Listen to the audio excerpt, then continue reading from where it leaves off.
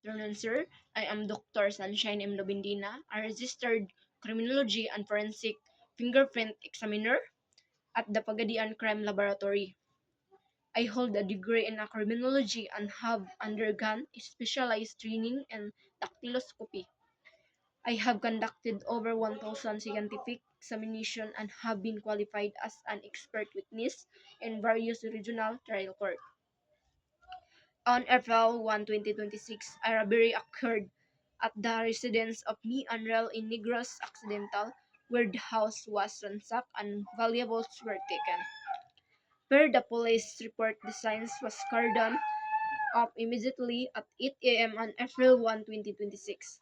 This ensured the lead print were preserved from environmental degradation and remained fresh for the SOCO team to develop. I received Exhibit E1, a Latin print developed and lifted from the handle of a wooden drawer in the master bedroom, and Exhibit C, the fingerprint card of the accused John Choi. I verified that the evidence was delivered in a sealed bag with intact cells. I cross-checked the marking on Exhibit E1 with the official transmittal request Exhibit B. The print was found on the inner handle of the wooden drawer that had been forced open. This location is a primary point of contact for the perpetrator while searching for valuables, directly linking the print to the act of robbery. The print was oriented vertically, pointing toward the top of the drawer. This position is consistent with a hand reaching out to pull the drawer open forcefully.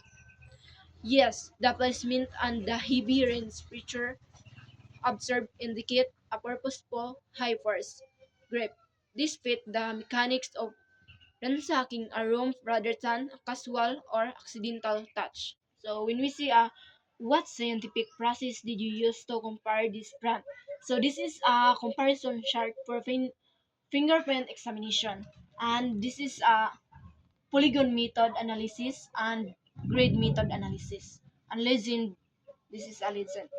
So when you see, I use the SV method analysis, comparison, evaluation, and verification while relying on the forensic principle of permanence and uniqueness. And I identified a plain world pattern on exhibit E1. I mapped 12 distinct minute points and determined the print had sufficient clarity for a positive identification. And I conducted a side-by-side microscopic comparison between the latent print exhibit E1 and the right index finger of the Janshoi from exhibit C. So I found that all 12 range characteristics match perfectly in type, location, and sequence. There were no inexplicable difference between the science print and the accused print. When you see what this conclusion verified be by the another expert, so yes, following the double-blind protocol, my findings were independently reviewed and confirmed by a senior fingerprint examiner at the Pagadian Crime Laboratory. My conclusion is that the latent print found on the ransack drawer handle was impressed by the right index finger of the Janchoi. So yes, I am 100% certain the rinse detail matches are unique to the accused and the other individual. So yes, I use fingerprint report no F2026 453, which I am identifying now as Exhibit D. So in witness whereof I have hereunto set my hand this 9 days of May 2026 at Pagadian City. So my name is Dr. Sunshine M. Lobindina Apian. Subscribed and sworn to before me this 9 days of May 2026 in Pagadian City, Zamboanga del Sur. Apian exhibiting to me her PRC ID with number 112312345 issue on March 27 at Pagadian City.